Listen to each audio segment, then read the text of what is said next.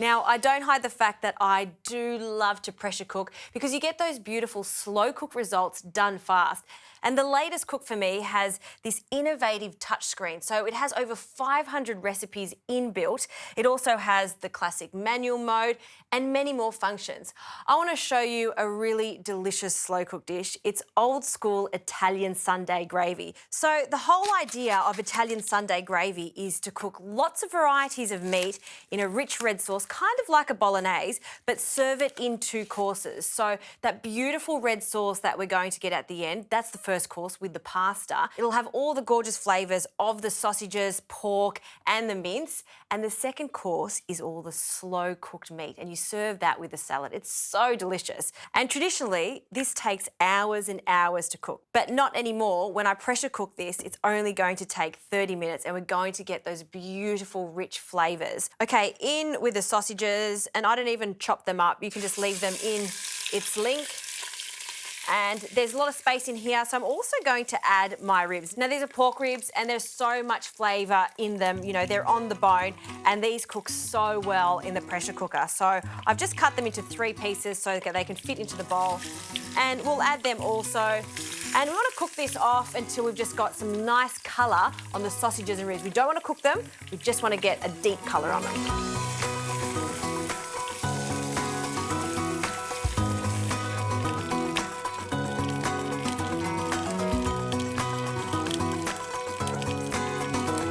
Okay, I've got some good colour on the pork ribs and the sausages, so we can take it out of the bowl. And we've got to do a little more frying first before we pressure cook, because all of this frying is going to give this a really lovely flavour. So in with our beef mince, and I'll also add the holy trinity of any type of ragu like this, a combination of celery, onions, and some carrot, and I've grated that. And we want to cook this for another 5 to 10 minutes on the stir-fry mode, because that's nice and hot, and we'll get some colour, and then we can add the rest of the meat back in to the cook for me bowl.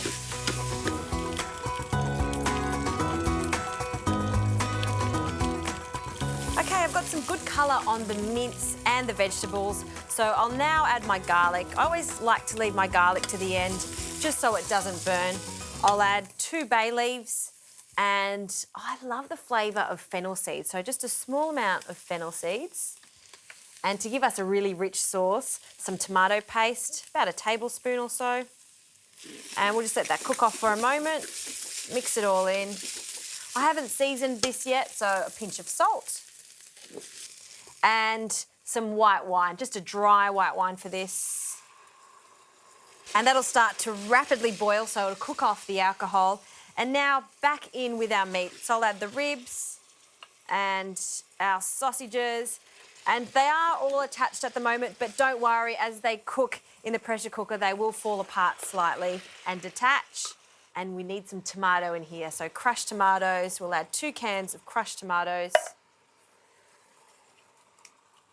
Okay, we're going to lock the lid now, and this is going to pressure cook. It only needs 30 minutes. So if you were doing this the traditional way, it would take at least 2 hours, and that's why using a cook for me is so beneficial. So I'm going to go straight into the pressure cooking menu, and there's 3 different options. So you can cook this express, high, or you can go low. I'm going for the middle one, so pressure cook high for 30 minutes is the perfect amount of time.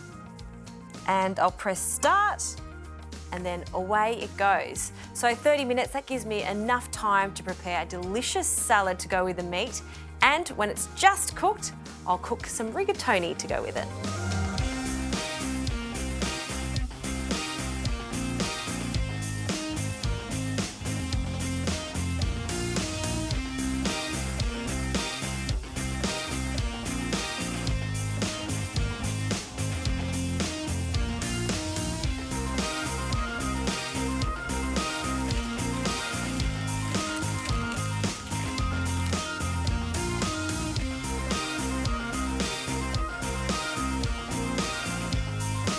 Okay, our stew is ready. It's decompressed, and we can open it up.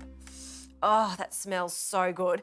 And I'm going to serve it up now, but if you wanted to keep it warm, you can just put the keep warm function on so you can get everything else ready, or even do this in the morning. In fact, I think this tastes even better if you do it much earlier, just so all the flavours can mingle. So we've got our sausages. You can see that they've disconnected these gorgeous ribs, and you can only imagine pulling them apart, how soft and tender they're going to be.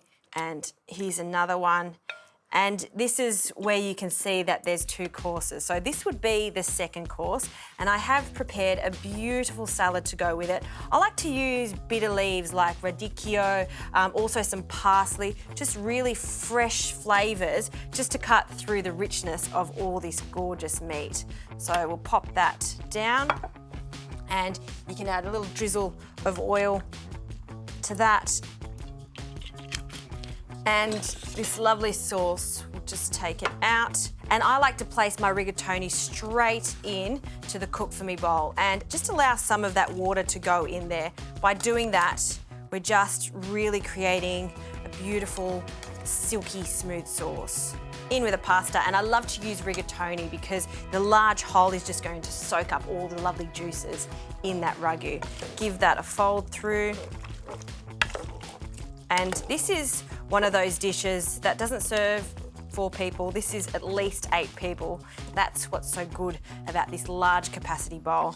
So we'll serve up some pasta. I'll just serve up 1 portion for me onto this lovely old school plate. A little more pasta, a little sprinkle of parmesan, or you could use some pecorino. And that, well, I almost feel like I'm Italian having this. It's old school, it's all about generosity. First course is the pasta, second course is the slow cooked meat served with a little salad. This is slow cooking done fast.